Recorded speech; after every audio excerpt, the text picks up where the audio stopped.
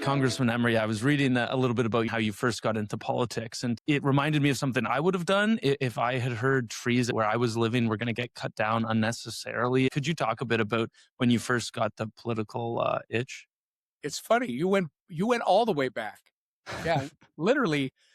Jack and I bought. People see us as city kids, and when we were getting done with law school, and I was into the workforce, it's like, where do you want to live? Right? We've been living in a condo. Now we're going to go buy a house somewhere, probably start a family, do what young people do. And my only want was I want to get as far out of Minneapolis and St. Paul as I can so that I can hunt and fish, right? Where I live, which is funny because I had this really stupid idea that I was going to somehow have time to hunt and fish all the time, which just could not have been more distant from the truth. And Jackie had a friend. She worked at a kind of an affluent community on the edge of the cities. And she had a friend who was a real estate agent who started talking about the old Shady Beach Resort Hotel. And she goes, yeah, but you and Tom, this is not for you. You wouldn't like this. Jackie's like, yeah, I would. Tell me, show it to me.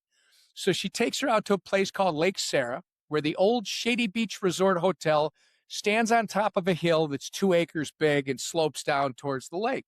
The building, the lodge as it was, had burned down in like the 60s. And somebody had taken the remaining building and built just a rambler and put a roof on it, had cleaned up the fire damage. It still had this original floor to ceiling stone fireplace, right? That was it was amazing, right? It had maple floors that were original. I mean, it was really something which you wouldn't have known from the outside. But I give you all that because while there was a lake there, this was far enough out of the Twin Cities it hadn't been developed. It's a very rural area. Across the dirt road was a farm with a slough in the middle of it, but they planted every spring and they harvested every fall. Our neighbor was a dairy farmer, right? I mean, this is where we were. And I'm working in town, 35 miles in town, and I get home at 6:30, 7 at night. And one night I get home and Jackie is so upset. She's like, Danny Cook, the public works director, was by our house today, and with an orange spray paint can, he painted 200-year-old oaks and 200-year-old maples. And when my wife asked him what he was doing, he said, these are coming out tomorrow. We're putting in a road. We're going to pave this road, and these are in the right of way. All right. She was pretty upset. What would you do if, my job is to take care of whatever. So I called the mayor. The mayor was named Marvin Johnson. He ended up being mayor of this little town of 2,000, maybe 1,500 to 2,000. Marvin was the mayor for almost 40 years. This is at least 20 years ago, 25 years ago. He owned 600 acres, a farm that had been passed down over and over. He comes driving over at 10 at night. This is sometime in early summer, right? In his old beat up Cadillac Fleetwood, right? 4-door, whatever. He gets out. I'm telling him what this is. And I'm like, you got the farm field across the street. Do we really need to take out these incredible trees? Marvin pulls out, and you're probably too young for this, Jacob. He pulls out the brick phone, right? You probably heard about it. You can Google it. The one in When the car. cell phones started, they were these big bricks, and very few people had them. He had this brick phone that he called Danny Cook. And right in front of me, he's like, so I'm over at the Emmers. This is what I see. What are we doing? And he goes, He goes, no, we're not doing that.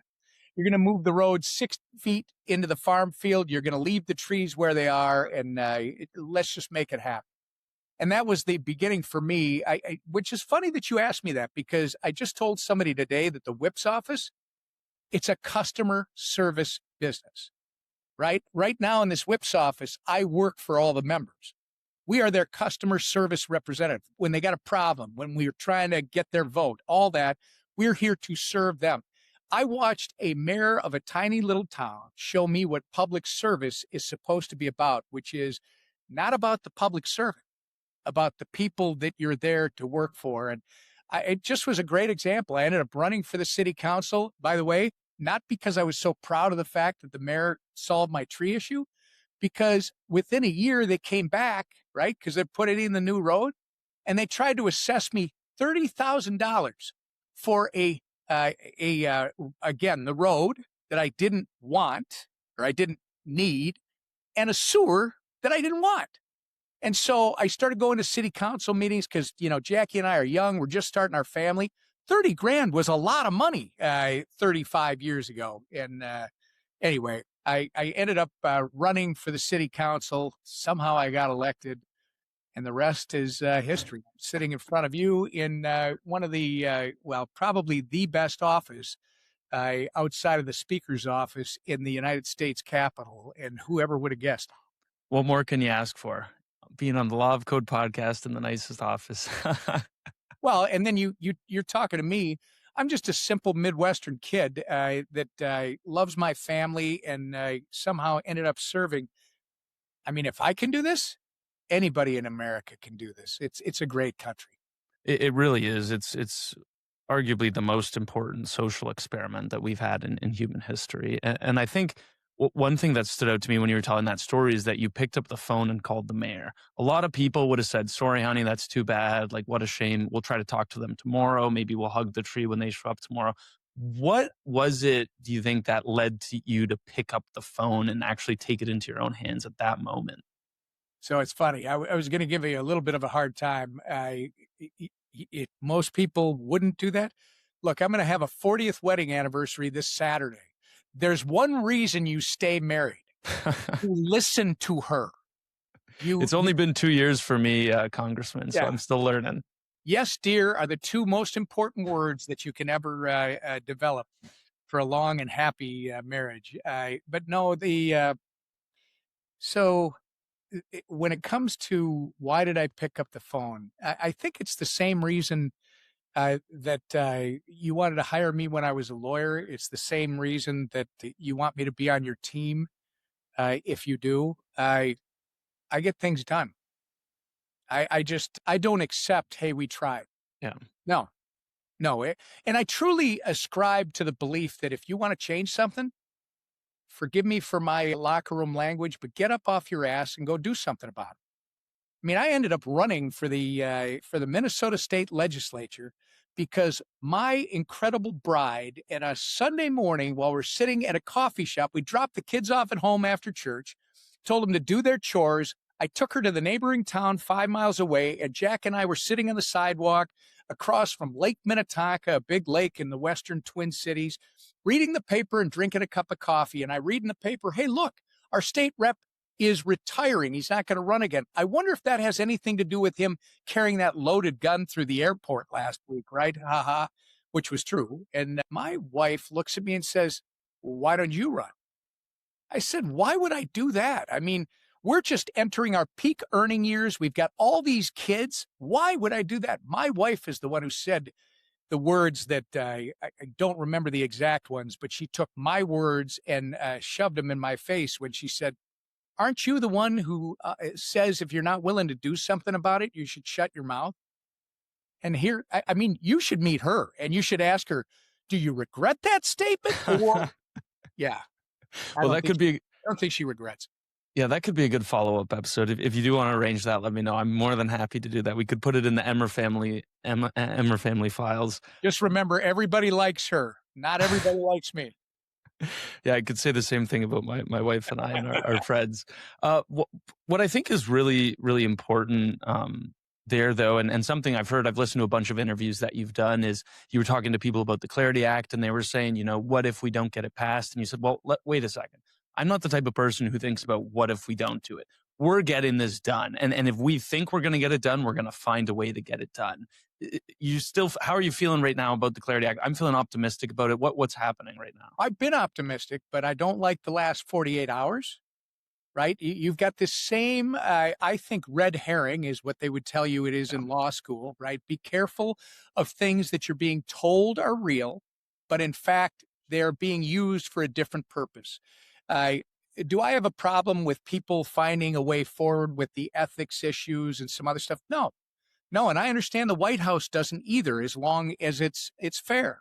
What does fair mean? Well, okay, if my Democrat colleagues think it's fair to empower the states to be the ones who enforce this when what we're trying to do is create a playing field that all of the entrepreneurs, that everybody who wants to create the next newest thing in 21st century finance knows exactly what the rules are and doesn't have to worry about a renegade in southern New York or a renegade in Minnesota or renegade in Chicago suddenly coming after federal officials or other. That's outrageous. So here's what I would say to you, because I've been given a lot of nice things to say about, it's the Senate. I give them a ton of credit. Tim Scott, Bernie Moreno, Cynthia Lummis, Democrats, Cory Booker, Warner. I mean, these guys have been doing good work. They've had to catch up because remember, the House had about a 7-8 year head start on the institutional knowledge. The Clarity Act that we sent them wasn't the first Clarity Act or market structure bill, as it's otherwise called. It was like the 6th or 7th iteration. We've got better every time. Is it perfect? No, they never will be. But that is a wealth of knowledge and experience over a 7-8 year period that I think the Senate now, one, I was very critical when they didn't just pass it. In retrospect, I think I was wrong about that, right? I think the Senate had to catch up a little bit in terms of understanding what it was. And I do believe they've got so much talent over there, they can figure out how to improve on even what we've done so far. There should be nothing wrong with that. But here's where I'm going to be a little bit more direct. I should be very excited. I'm a little concerned, and I hope I'm wrong, that there are some people who are trying to make this political. Okay. I'd say there are no Republicans. There are no Democrats when we talk about digital assets. None. Money isn't a Democrat or a Republican or other. Money is everybody, right? Finance is all of us. And the goal that we want it to move without friction. We want it to move as quick as possible. We want everybody to have access to the greatest financial markets in the world. And digital assets do those things. They take it to a new level, and they're only going to get better.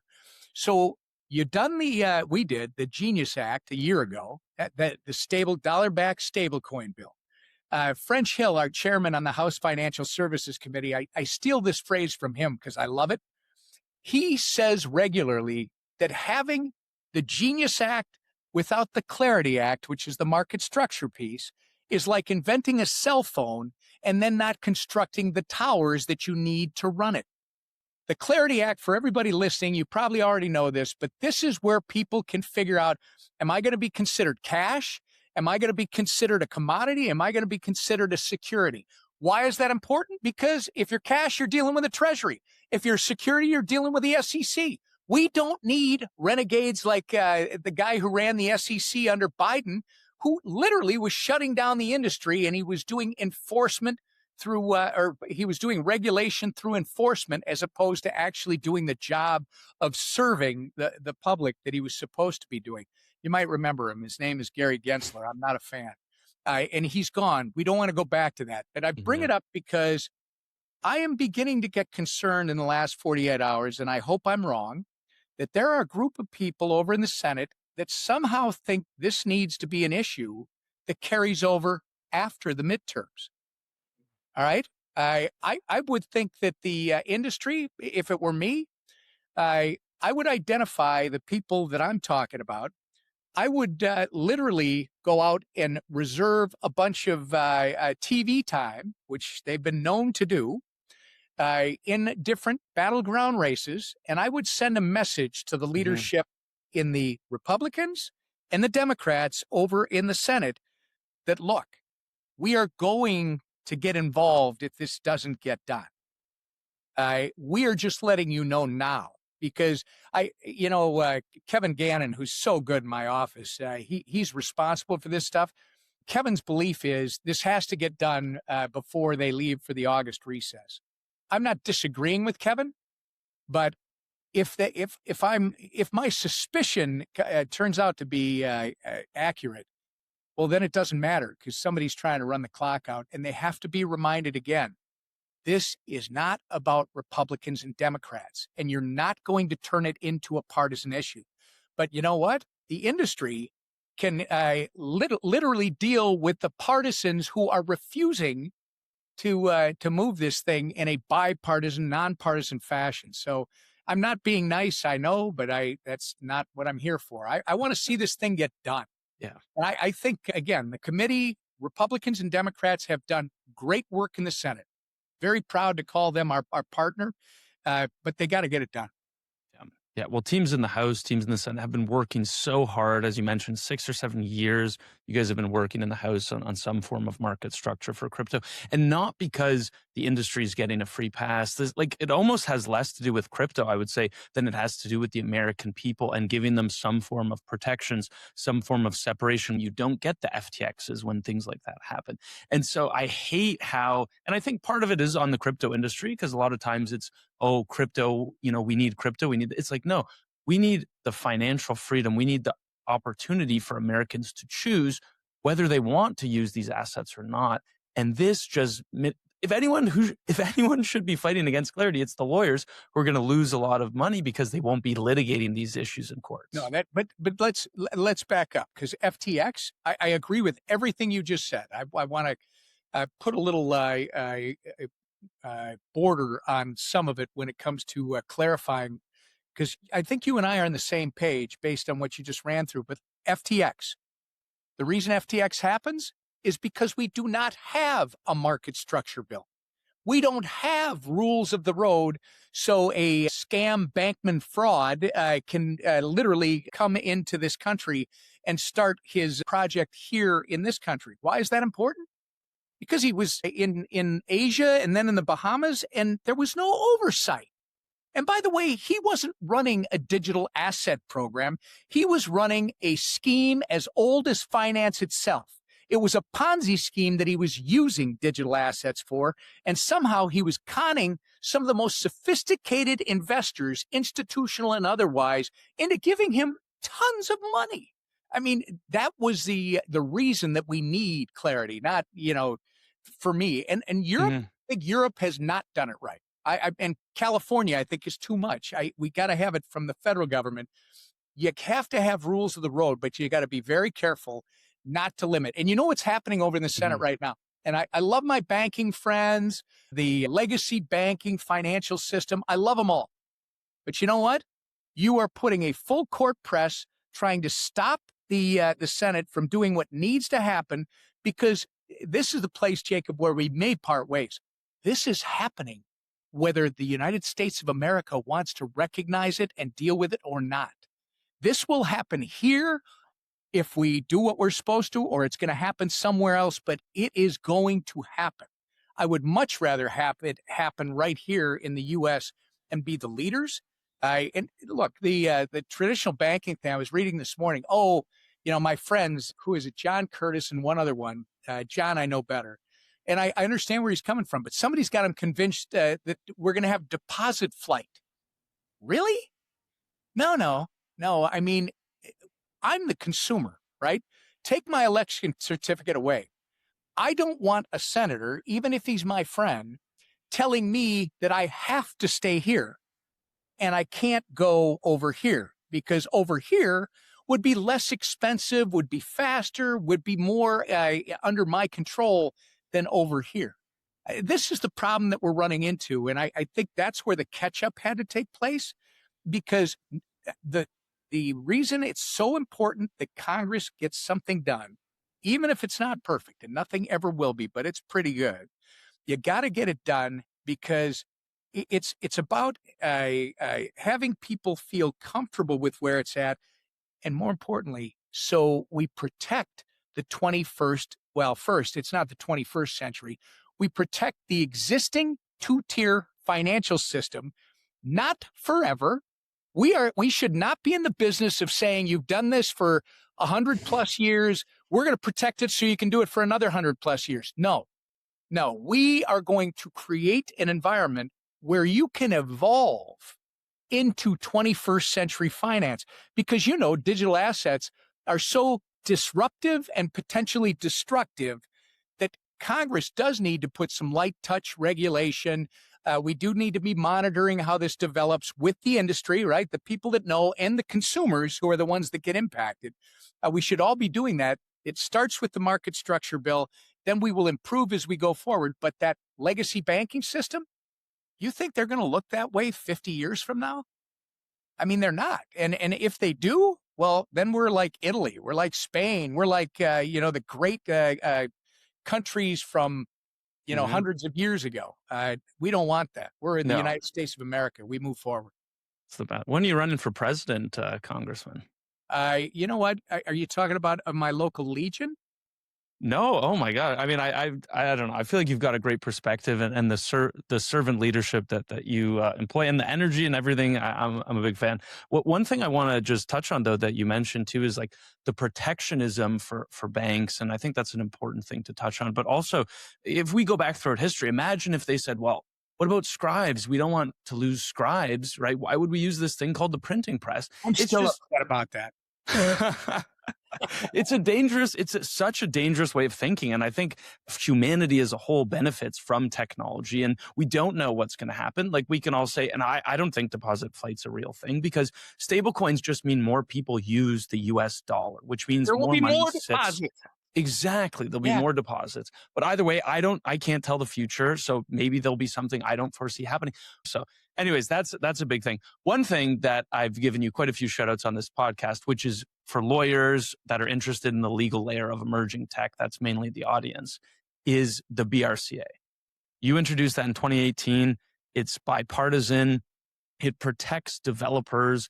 It doesn't limit law enforcement in any way. It just clarifies how the rules are applied to them. Section 1960. Why is that important to you? We've talked about freedoms in this podcast. Why is protecting developers and giving guidance here important? Well, I've been doing this for a while, and the Blockchain Regulatory Certainty Act, also known as the BRCA, is something that I offered several Congresses ago, and I've been offering every Congress. It's been very interesting to watch people like learn what this space is all about and then slowly come to the BRCA, which I don't know why it's such a big deal. I mean, I know why it's so important, but it's a small piece in a much bigger universe.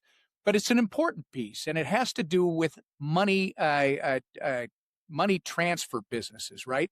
When you have a cash, let's say you are you're holding money. When it comes to you, it's state regulated, right? We've got a state regulated system that you take the money in and you hold it and then you pass it out, right? You take possession of it. Okay, well, then you should be subject to that. When we're talking about digital assets, you're a developer.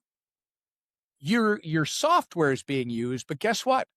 No cash or digital asset of value is being taken possession of in the No state control. involved. Because remember, you got to get these money transmitter licenses in every single state, right? And the territories.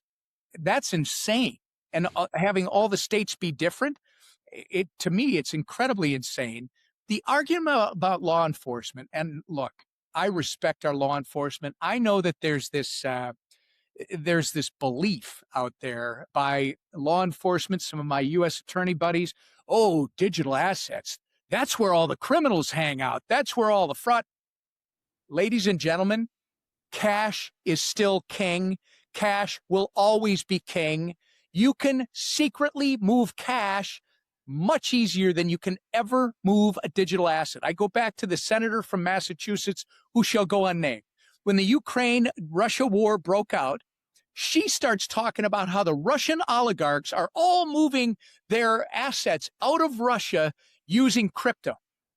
If you're going to move it, you would have to turn it into digital, or if you already had it as a digital asset, you would have to pull it out of a wallet, which people wouldn't be able to see. Once it comes out of the wallet, you're going to put it on a public blockchain. We can see it move on the public blockchain. Anybody who understands how to read it is going to see it move. You may not know, it certainly won't know initially who that is taking it out of their private wallet and moving it across the blockchain. But guess what, Jacob? You know this. you can ultimately find whatever it is, wherever you're going. It is much safer, I would argue, to have it on a open, transparent, permissionless blockchain that the whole world can see what's moving. This just showed that the senator from Massachusetts had no clue what digital assets are all about, and yet she wants to try and treat them like she treats anything in finance, which she apparently doesn't have a very high opinion of. But this BRCA, the money transmission license that you get, back to the law enforcement, again, I respect them. They're concerned about it. The updates that they did in the Senate actually put some more money in there for law enforcement training, Yeah. because they don't have the expertise in a lot of the small towns where I come from. They need more experts on digital assets and the blockchain itself and how you identify it, how you follow. That stuff's in the Senate bill. But at the end of the day, this very simple piece of legislation that's included, the BRCA that you brought up, it really is to make sure that people who aren't holding money or transmitting money, right? It's just software. Unless there is cash or something of value that you take possession of, you're not a money transmitter. That's what it says. And that's why it protects developers and others who are not in the business of taking custody of funds and then dishing them out. You should not be subject to those money transmission licenses. Yeah, I couldn't agree more. I spent 120 hours on a podcast on money transmission rules and developer liability. It's a 2-hour episode, I think 200 of Law of Code. And it was so funny to me to go back through the history and think about where the risk was and why these rules were created, because the intermediary was the risk. And when you remove that intermediary, that risk is gone. You can't just introduce the rules to try to capture people that might be further down the chain. Jacob, you're talking about decentralized finance. It's exactly.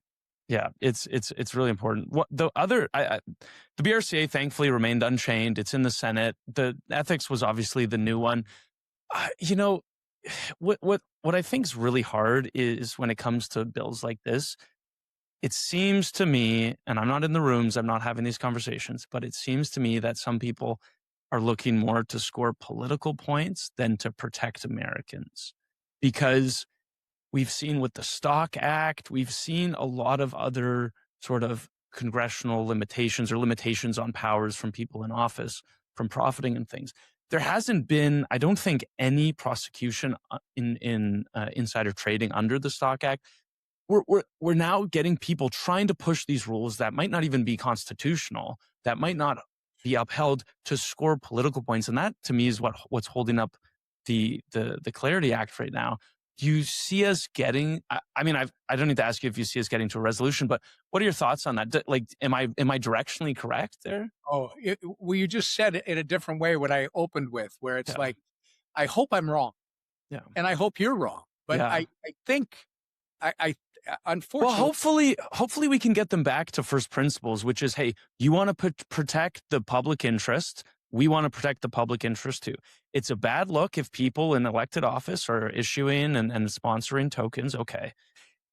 Transparency and sunlight is the best disinfectant. Let's make it public. Let's make it transparent, and let the public decide if that's going to change their opinion through the votes and through other ways that they do. All right, I'm voting for you in November, because that's exactly right? the argument that should be made. That is spot on. And this is the reason that I'm a little chippy about it. I'm a little edgy about it, is because I have worked, despite the fact that I acknowledge I am a hard campaign guy, right? I fight in campaigns. I brought it up at a digital asset event the other night. I recognized the Republicans and Democrats in the room, and I told all the digital asset people, you have some of the greatest champions in the House when it comes to digital assets. And it doesn't matter what their party persuasion is. I said, but get ready, because we're probably going to be beating the shit out of each other for the next 4 months as we get to the midterms, right? They laughed, and it's meant in a good-natured way, because we do fight about ideas, which is great. But we shouldn't be fighting about these in terms of what the ultimate goal is. That's why you got to get this done. If you're saying the ethics stuff is not enough, because I mean, I hope this is not it, but just because you hate the president, just because you don't like him, okay, I get that. I mean, we get that. You have yours, we have ours. We're not talking about the president. You want to talk about the president. What you said is, I think, where the White House is. Make it transparent. Make it transparent. Let the public see exactly what's going on, and they will decide. Maybe in the future, Jacob, maybe we need to do some more. Who knows? But this has just begun, right? In the meantime, don't give me this red herring that it's about this when I know the White House is reaching to them saying, yeah, we're willing to do something. I'm what I'm nervous about is that there is a small group of partisans that believe that they need to run the clock out, and first it'll be ethics, then there'll be a whole series of things. Yeah, but this also has to change. The example I give all the time is a good friend of mine who's passed away, Rick Nolan. I love the guy from the Iron Range in Minnesota. Rick would regularly say, I love pipelines. No, I love pipelines. But then he'd follow it up with, I just don't like the route that this one's taking. Yeah, because you don't like the pipeline, right? It's the same thing, and we have fought so hard, Republicans and Democrats. I do a lot of work with Richie Torres, Ro Khanna, who is his politics could not be more different than mine. There's a bunch of these Democrats and Republicans. We have tried to do this without partisan stuff because you said it. That's a great voice. This is about the American people. It's not about partisan politics. If you let partisan politics get in the way, I mean, you're literally going to be sending this innovation somewhere else because it's going to happen. And you're not doing your job. And like you said, right, it's a customer service role, and you're putting yourself before the customer, and you're putting yourself before the American people. And I think it's a negative, and thankfully there are people like you who think the way you do. So if the Clarity Act were to pass through the Senate, maybe as is, maybe with slight tweaks, what do you think will happen in the House? It'll pass the House unless there's some, and I can't imagine that if they reach the agreement, cross the T's, dot the I's, I can't imagine that they will send it over with some poison pill in it, because that would be just as bad, right? Right. And everybody knows when Nancy Pelosi was in charge, she did that. When we're in charge, we have a tendency to send you stuff that we know you can't vote for with the other stuff that's in there. That's, I think, what drives the American public nuts, right? Because they just want the job done. This Democrat and college young Republican nonsense drives them insane, right? This is not supposed to be a game. This is supposed to be about really big ideas and getting things moving. If it comes over to the House, I expect it'll come over with a big vote, because that means that the Democrats, who have been champions over there, I know Mark Warner. I mean, I know him, but I don't talk to him regularly. I know from the people around him, he's very sincere when he worries about our national defense. He worries about security issues. That's incredibly sincere.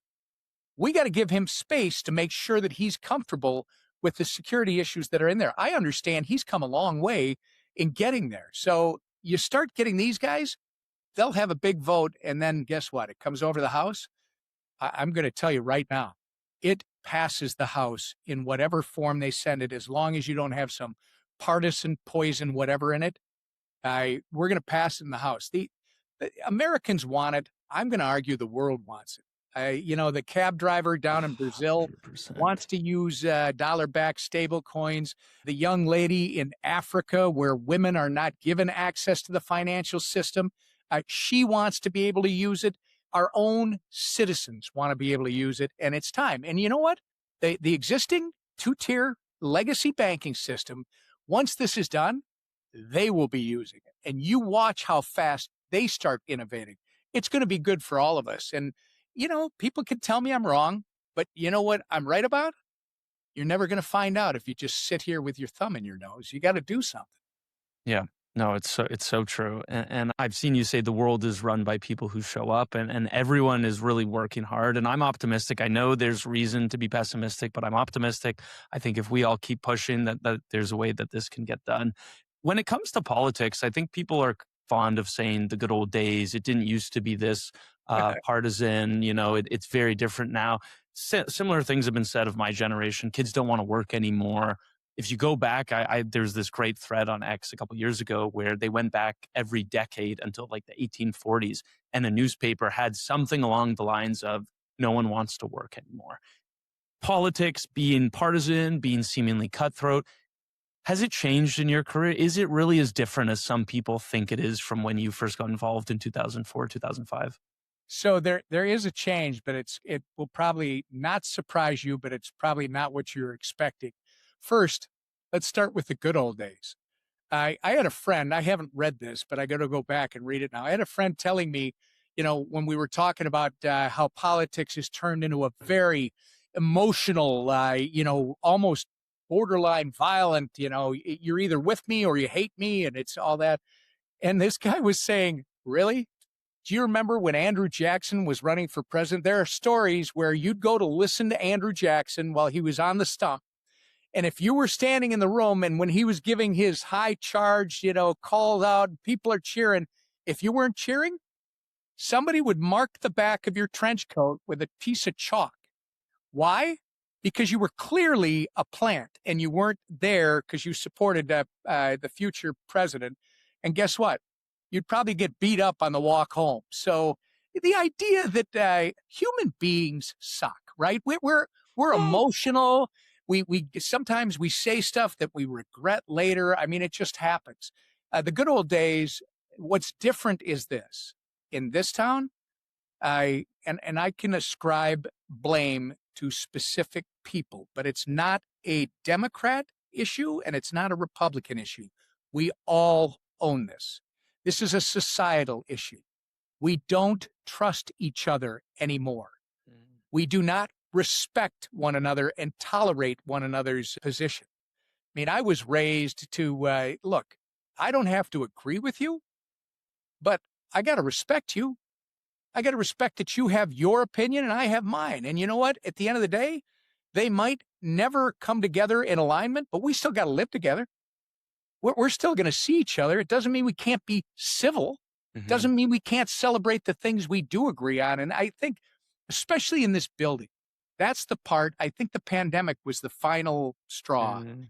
putting metal detectors at the doors and, basically treating members as though they were subjects and going through all that. It really put us back. What I think is amazing is I loved your thing about positive. One thing I know is if you say you're not going to succeed, guess what? You're not going to succeed. You got to always seek to achieve, and you got to believe you're going to get the moon. You're going to shoot for the moon because you know what? If you believe it, you may not get the moon, but you're going to get a few stars, right? I think what's coming is going to be awesome. I mean, Donald Trump is going to serve another 2.5 years or so, and then there's going to be a change. And I think Donald Trump is as much a reaction to 8 years of Barack Obama and 4 years of Joe Biden as anything else. We have been going back and forth like this now for a couple of decades, and it's just been getting more intense every time. I'm going to venture a bet with some of your historians out there that this is not unusual in our country's 250-year history. Whether it was the Vietnam War, whether it was coming out of World War II, whether it was the Great Depression, whether it was the Civil War, you pick your great upheaval in our history. And what has always happened? Everybody says, I wish it was the good old days because they want to remember that the good old days were actually the good old days when in fact we had many of the same problems. We reached many of the same inflection points. And then guess what? Unlike countries in Europe that kind of hit a flat zone and they never move from there, the United States of America always comes out stronger on the other end. And in this case, my hope, my belief, and you can call it, wishful thinking, but I think it's actually going to happen. The Democrats that I work with and the Republicans that I work with, there's a lot of work that goes on that people don't see outside of this place because it's not sexy. I think you're going to see a restoration after this experience that we've had. One of the things Donald Trump will leave in his wake when he goes, I think he'll leave a Congress that understands we got to get back to working together in some fashion. I mean, I know it's incredible to say, but that's why he is the great disruptor. It's one of those, and we call it Trump derangement syndrome that some people have, and others say no, it's a Trump worship syndrome or whatever. Okay, great, but we're going through this right now. When that changes, I think the future is bright. I think this is setting us up for the next great age of American politics. Yeah, I agree. The one thing I disagree with, though, is when you said humans are awful. I think humans are the best. I mean, humans love dogs. We care for the sick. There's so many great things that we do. And I've had the experience over the past couple of years just with some health things to see the best side of humanity. Didn't matter what side of the political aisle you're on. A lot of people want the same thing. And I think that's why things like the Clarity Act are really important, not to bring it back to crypto, but No, really I think it's great. people want safety, people want freedom, they want choice. Yes, some people are more upset than others. Some people are more vocal than others. But I really do believe if we see everyone else as being willing to engage in difficult conversations, we want to listen to people and not just dismiss them because they disagree with us. We can really have quite a beautiful world that you're talking about. I am so grateful that you did that, because we would have finished this podcast. Somebody would have clipped my remark and they would have said, Tom Emmer thinks people are shitty. No, I would. No. Let me tell you why. Because you helped me, because what I was saying is people are really awful to each other. We are interesting animals, but we have, at times, we We don't. can be at times. Yeah. At times, yeah. But you do see the better side of humanity. Like, for instance, when the pandemic hit, yeah, there was disruption. There's all kinds of whatever, but you remember it didn't matter what state you were in. People actually wanted to help each other. You remember when 9/11 happened? I mean, it wasn't about being a Republican or a Democrat. It was about being an American. And I mean, that's what you saw. I don't know what the hell stuff is you've gone through, but I'm old enough to now have gone through a bunch of these. When I tell you that, I usually say human beings are interesting animals. We are very emotional. We're very self-directed at times. We have to work to be selfless and, want to be servants. And when you start doing it, you realize the reward you get from doing Yeah. it, but then you want to do it more. But the interesting animal, I mean, you got a choice, man. It's like I tell people, the butt that you're kicking today might be the one that you're kissing tomorrow. So you might want to think about, yeah, I should have finished that statement. In my mind, I probably thought I did. No, but it's a really good point too, and I think even your point about how what you think and what you see really can have a difference in the world. I think the same thing is true with other people, and if you see the best in other people, they'll often really give you that too. If you see the worst in them, they'll probably give you that too, and I think It's it's true. and I'm sure you've experienced that on the ice too. I just wanted to talk to you about hockey. You're a fan. I'm a fan. I played. I think it's one of my favorite sports to actually play. I don't play as much as I'd like to, but how long have you been playing in what position? Where do you come from? Because I hear the oot, I hear the boot. Canada. Yeah, of course. People I always heard it. assume I'm from Minnesota though. Well, I know, because we talk like we're from Winnipeg when we say, you know what I'm talking about, eh? Yeah, eh? But no, I grew up playing in Minnesota. I haven't stopped playing. I think it's one of the greatest sports on the face of the planet. I like to tell our speaker and our leader, who are both from Louisiana, that we know hockey, ice hockey, comes directly from heaven and God above. Why? Because ice won't exist in the other place. It only comes from heaven.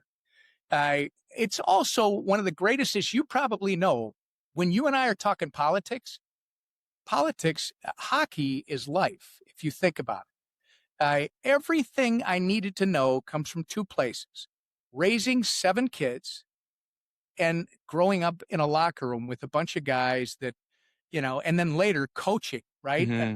Coaching young boys, young girls. Uh, Everything I needed to learn is about the success, the failure, the challenges, the emotions. I mean, it's like one of the greatest experiences you can have. I tell people here the whips job is the greatest coaching job I've ever been entrusted with, because that's all it is, right? When you're customer service, if you have a good coach, the coach is trying to put you in a situation where you can be successful with your greatest strengths.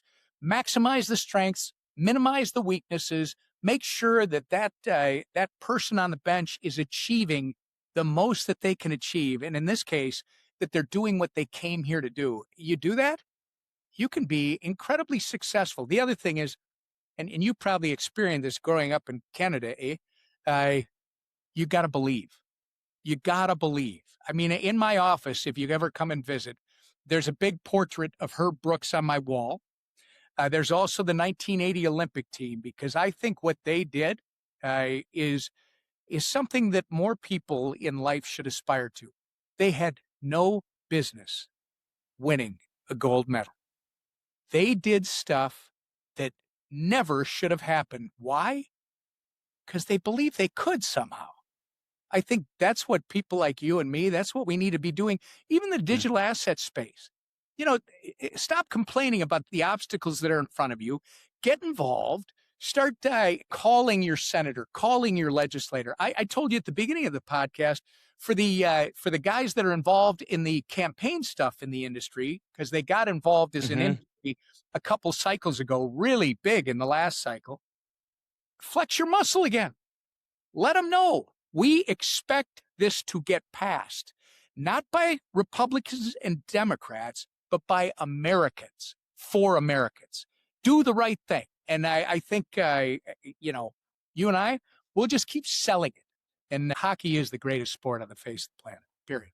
What a great way to end the podcast, Congressman. Thank you again for being so generous with your time. It was a lot of fun. We could do a Joe Rogan show and just talk for 3 hours, but I know you got a lot of work to do, so thank you. Yeah, I don't want to make your ears bleed. Thank you, Jacob. I really enjoyed it. And thanks for what you're doing.